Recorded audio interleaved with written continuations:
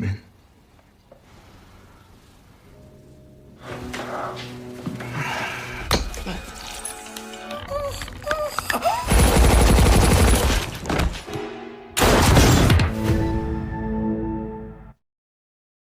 Berlatar pada tahun 1944, kita diperkenalkan dengan seorang prajurit muda Angkatan Udara Amerika Serikat bernama Edward Boyce. Di mana ia yang baru pertama kali mendapat misi seperti ini, terlihat sangat gugup, berbeda dengan rekannya yang terlihat menikmati perjalanan tersebut. Perlu diketahui, saat ini Boyce bersama tim pasukan khusus Angkatan Udara sedang menuju ke sebuah desa terpencil yang berada di negara Prancis untuk menjalankan misi rahasia menghancurkan sebuah menara radio milik tentara Nazi, agar komunikasi mereka mengalami kelumpuhan total.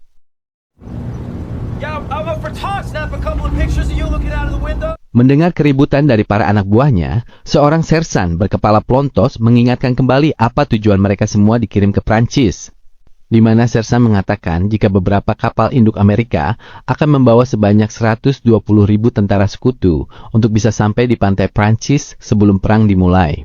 Namun hal itu tak akan terwujud jika menara komunikasinya tidak dihancurkan sebelum jam 6 pagi. Those men are going to need air support. We do not get that tower down, but that support will not make it through Jerry's deep. Am I clear? Yes, Sergeant! Our goddamn job, Sergeant! Sersa menambahkan jika pasukan ini akan dipimpin oleh seorang kopral bernama Kopral Ford. Ia merupakan seorang tentara yang sangat ahli dalam bahan peledak, yang akan sangat bermanfaat agar misi mereka bisa selesai dengan cepat.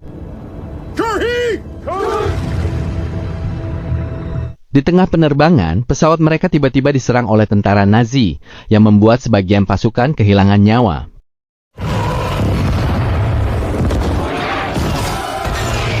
Sehingga setelah seluruh pesawat hampir saja hancur, semua prajurit yang tersisa langsung melompat. Boyce yang dipaksa segera keluar dari pesawat dan selamat dari insiden tersebut, ia langsung mencari teman-temannya yang kemungkinan jatuh tak jauh dari lokasinya mendarat. Di mana ia malah melihat sersan yang sudah dikepung pasukan tentara musuh. Sempat ingin menolong si sersan, namun Ford tiba-tiba datang dan menghentikan apa yang akan Boyce lakukan. Hal itu karena jika Boyce gegabah, maka itu hanya akan menimbulkan masalah dan korban yang lebih banyak. Hampir seluruh pasukan gugur dalam medan pertempuran barusan. Namun meski begitu, Kopral Ford mengajak Boyce untuk melanjutkan perjalanan dan tetap fokus pada misi.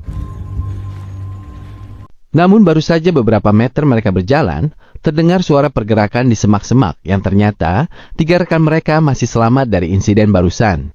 Sehingga Ford bersama anak buah yang tersisa itu pun langsung melanjutkan perjalanan sebelum tentara musuh menemukan mereka.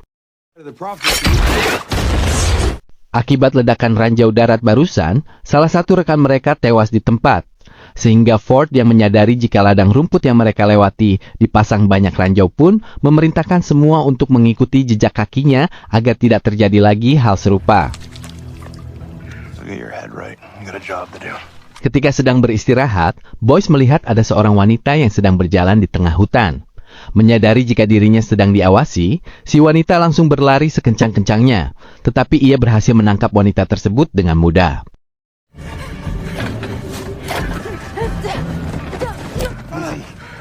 Easy. Mereka yang mengetahui jika si wanita bernama Chloe ini adalah penduduk lokal pun memintanya untuk menunjukkan jalan menuju desa. Karena Chloe melihat jika Ford dan tim bukanlah tentara Jerman yang keji, ia akhirnya bersedia untuk membawa mereka ke sana.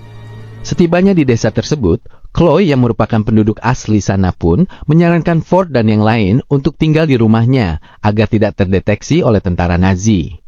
Ia mengatakan jika di rumahnya hanya ada bibi dan adik laki-lakinya, sehingga Ford dan lainnya memutuskan untuk memeriksanya sendiri, kecuali Boyce yang ditugaskan untuk menjaga Chloe agar tidak melarikan diri. Khawatir dengan apa yang akan terjadi pada bibi dan adiknya, Chloe tak sengaja membuat suara yang membangunkan salah satu tetangga.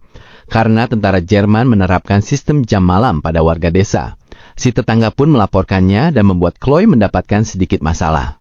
Tepat ketika para tentara tersebut menangkap Chloe, datang kapten tentara Jerman bernama Kapten Wagner. Ia yang terlihat menyukai Chloe pun langsung menyuruh anak buahnya untuk melepaskannya dan menyuruh Chloe untuk segera pulang ke rumah.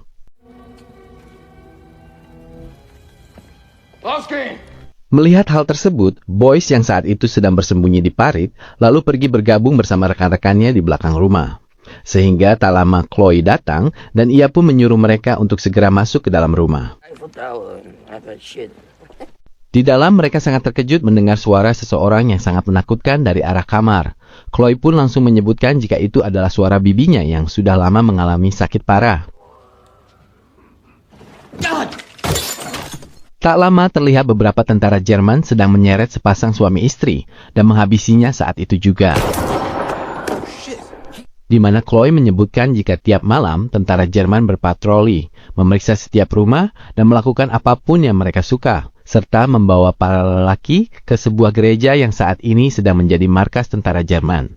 Corporal Ford mengatakan jika mereka harus fokus dalam menyelesaikan misi, di mana salah satu tentara bernama Chess menyarankan untuk menunggu bala bantuan terlebih dahulu.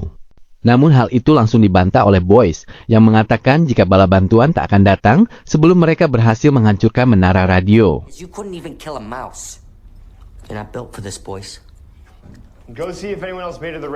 Karena tak ingin anak buahnya terus berdebat, Ford memerintahkan Chess dan satu lagi anak buahnya bernama Tibet untuk memeriksa dan memastikan jalur yang akan mereka lewati aman.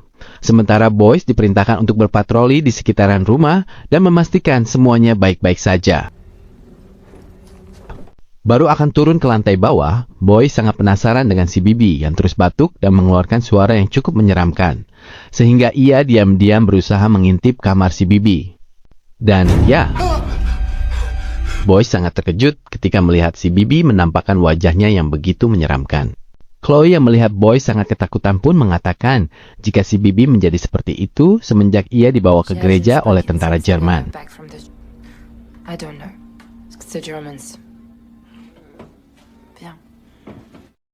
Tak lama, Chloe dan Boyce mendengar suara mobil tentara Jerman berhenti di depan rumah. Merasa terkejut, Boyce dan semua orang langsung bersembunyi di loteng atap rumah, termasuk adik Chloe bernama Paul yang bersembunyi sambil membawa bola baseball kesayangannya. Sementara itu, Chloe yang mendengar pintu rumahnya terus digedor-gedor semakin keras, tak mempunyai pilihan lain selain membuka pintu dan mengizinkan tentara itu untuk masuk. Ternyata orang tersebut adalah Kapten Waffner. Ia sengaja ke sana untuk merayu dan menggoda Chloe agar bersedia menemaninya malam ini.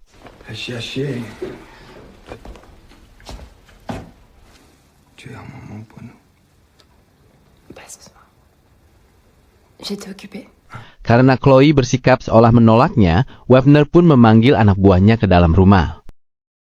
Namun sialnya, hal tak terduga pun terjadi ketika Paul tak sengaja menjatuhkan bolanya sampai membuat Kapten Waffner merasa curiga. Dirasa tak ada yang harus dikhawatirkan, tentara Jerman pun langsung kembali dan melaporkan jika hanya ada anak kecil dengan bolanya saja. Sehingga Waffner menggunakan Paul untuk mengancam Chloe agar bersedia melayaninya.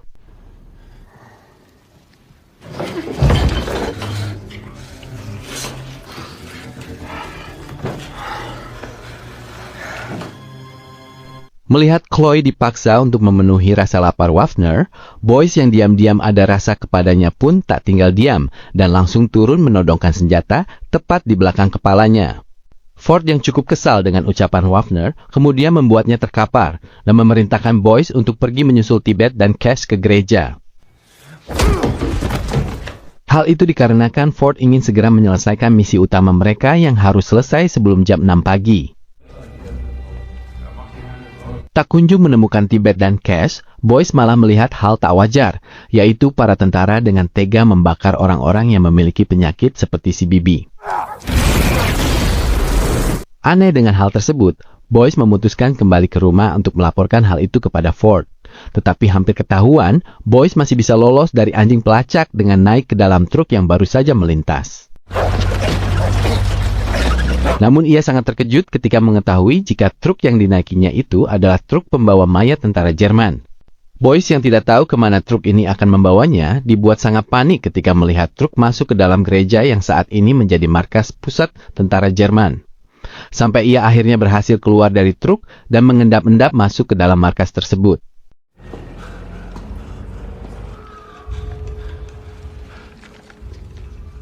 Di sana, Boyce cukup keheranan dengan semua yang dilihatnya. Tak seperti markas-markas tentara pada umumnya, ia malah melihat beberapa mayat, dokter-dokter, dan mendengar banyak sekali suara teriakan. Ketika Boyce mengintip ke dalam salah satu ruangan, ia melihat seseorang dengan penyakit seperti si Bibi mengamuk tak terkendali. Dan semua itu dicatat oleh seseorang seperti sedang melakukan sebuah penelitian.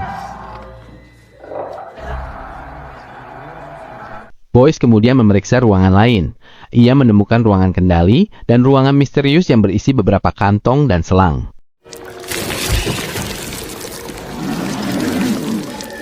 Setelah menyadari jika gereja ini dipakai untuk melakukan percobaan pada manusia, Boyce tak sengaja menemukan beberapa suntikan berisi cairan berwarna merah.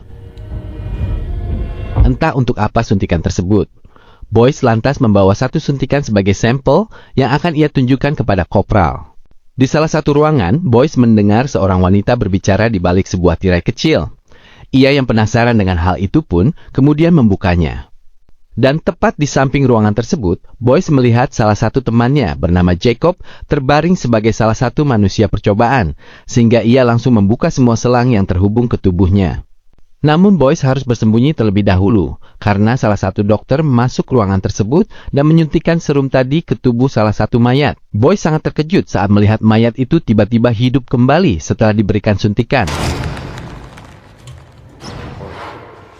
Sehingga ia yang harus menyelamatkan Jacob dari sana pun berusaha menarik selang terakhir yang menancap tepat di perutnya.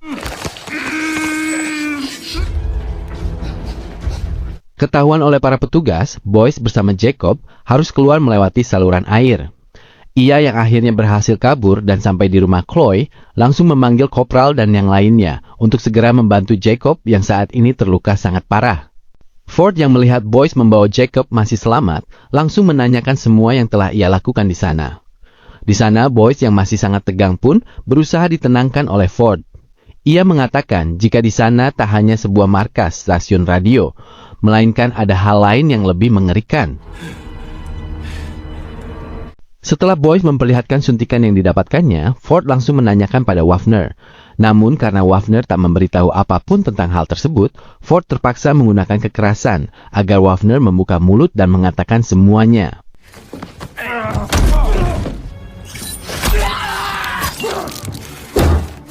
Selesai menginterogasi, Ford mengatakan pada semuanya jika di dalam gereja atau markas tentara Jerman, setidaknya ada sekitar 40 tentara.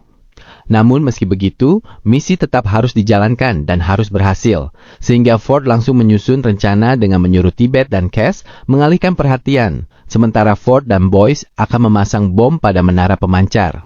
Chase, go get the crowd ready to trap. Cash yang saat itu diperintahkan memeriksa keadaan Waffner di loteng, melihatnya tak bergerak sama sekali, sehingga Chase langsung memotong tali yang menggantung tangan Waffner dan terus berusaha membangunkannya. Wake up. Tapi tiba-tiba tanpa diduga, Waffner ternyata berpura-pura pingsan dan berhasil menembak tepat di bagian dada Chase. Yang hal itu membuat semua orang terkejut dan langsung melakukan pertolongan. Chase, he was asleep. Kematian Chase membuat semua orang merasa sedih, sehingga Boyce yang teringat dengan apa yang dilihatnya di gereja langsung mengambil suntikan dan menggunakannya pada Cash, sehingga I'm thirsty. Easy. Yeah, it hurts.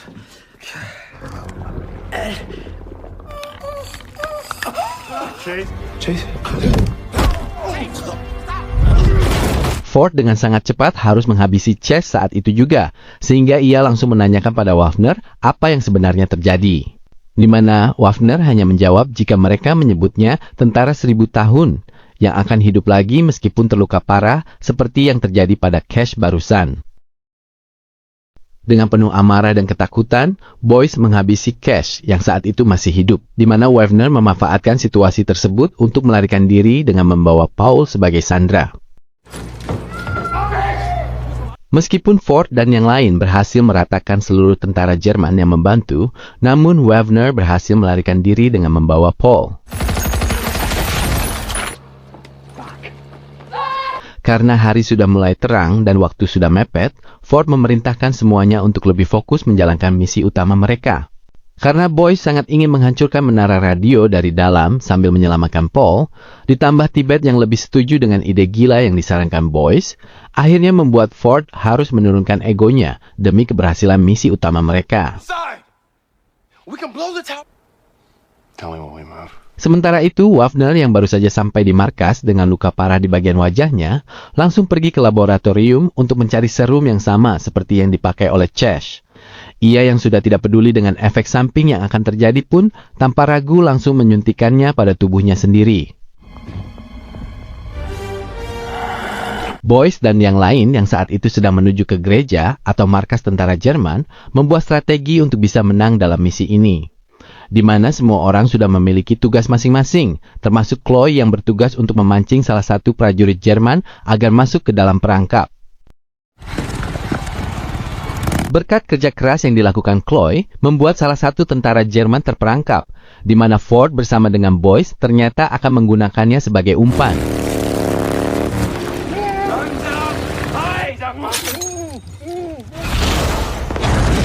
Tibet dan Jacob yang sudah menunggu momen tersebut langsung menghabisi sisa tentara Jerman yang berada di depan gerbang dengan menggunakan senjata yang sudah mereka persiapkan. Karena tentara Jerman sangat banyak, Tibet dan Jacob kewalahan dan harus pindah untuk menjauh dari kepungan musuh yang sudah semakin mendekat.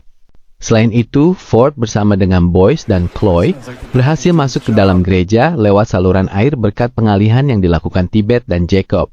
Mereka langsung menuju ruangan kendali untuk memasang alat pelak. Namun Chloe yang tak ingin membuang waktu lagi untuk mencari keberadaan adiknya malah berpisah dan mencarinya sendirian. Mein Bruder. Ford yang saat itu sudah menemukan ruang kendali radio langsung memerintahkan Boyce untuk segera pergi memasangkan peledak di lab yang ditemukannya. Sementara Ford sendiri akan memasang peledak di ruangan ini dan akan menunggunya di luar dalam waktu 20 menit. Di ruangan lain, Chloe berhasil menyandra salah satu tentara Jerman untuk menunjukkan di mana adiknya berada. Yang ternyata ia malah dijebak untuk masuk ke dalam ruangan berisi manusia percobaan mirip zombie. Namun beruntung, Boyce yang saat itu melihat hal tersebut berhasil melumpuhkan si tentara dengan sekali pukul. Melihat tentara itu ditarik ke dalam dan dihabisi oleh zombie tersebut, Boyce langsung mengajak Chloe untuk segera pergi dari sana. Mereka menyusup ke laboratorium dan menemukan Paul dalam keadaan terikat, sehingga Chloe langsung membawa adiknya keluar tanpa ditemani oleh Boyce yang akan menyelesaikan misinya terlebih dahulu. I have to finish this. Go. Chloe mengajak Paul keluar melewati saluran air yang tadi menjadi jalan masuk dirinya bersama yang lain, di mana ia yang baru saja sampai di gerbang saluran air tersebut berusaha membuat adiknya itu merasa tenang. Tapi tiba-tiba salah satu zombie berhasil menarik Chloe dan langsung menyerangnya tanpa ampun. Namun beruntung ia masih memiliki pistol untuk menyerang. Mengetahui jika zombie tersebut akan hidup kembali, Chloe segera melarikan diri dari sana hingga sampai di sebuah terowongan. Ia menemukan sebuah alat pelontar api dan berhasil menghabisi zombie. Chloe melihat di depannya ada Tibet dan Jacob yang sedang menyelamatkan Paul di tengah baku tembak yang terjadi. Sehingga ia langsung membantu mereka dengan menghabisi seluruh tentara Jerman yang tersisa. Kembali pada Boyce, kali ini ia sedang memasang sebuah alat peledak di dalam ruangan laboratorium. Ia yang saat itu baru selesai menjalankan tugas cukup terkejut ketika salah satu dokter tiba-tiba menodongkan pistol tepat di belakangnya.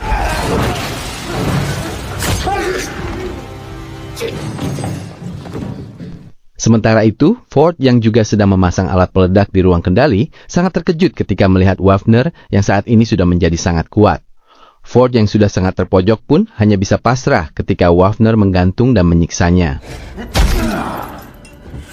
Di sana Wafner mengatakan jika kekuatan yang didapatnya ini dari serum yang sangat cocok pada tubuh tertentu saja. Yang ketika Wafner sedang menjelaskan terkait serum tersebut dan sudah menganggap dirinya dewa, tiba-tiba Boyce datang melepaskan serangan. Namun meskipun Boyce sudah menembaknya sampai peluru senjatanya habis, Wafner yang memiliki tubuh abadi pun langsung menyerang Boyce hingga terkapar.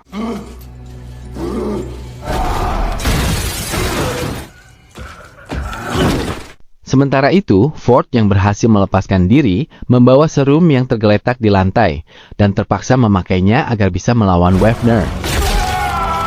Ford yang juga sudah memiliki tubuh abadi, ternyata berhasil memberikan perlawanan pada Wagner.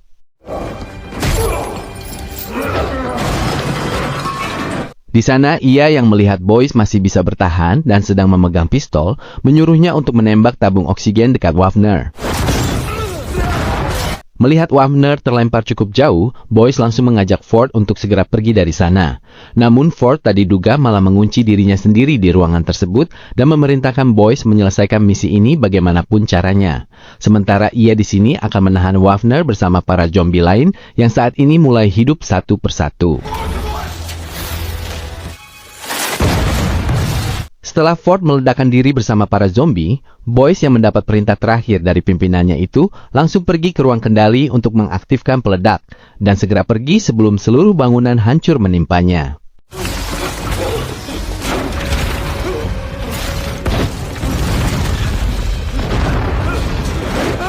Robohnya menara pemancar radio membuat seluruh pasukan Amerika bisa sampai di pantai negara Prancis tanpa terkendala apapun. Hal itu membuat seluruh warga desa yang mendengar berita tersebut pun berani keluar rumah tanpa takut tentara Nazi menembak. Boyce yang saat ini sedang menghadapi atasannya untuk melaporkan semua yang telah terjadi, ternyata tidak mengatakan semuanya dan lebih memilih untuk merahasiakan eksperimen yang dilakukan pasukan musuh. Hal itu dilakukan karena ia sadar jika semua orang tahu terkait eksperimen tersebut hanya akan menjadikan setiap negara berlomba untuk menyempurnakan serum tersebut. Dan film pun selesai. Tower control room. That's what I figured.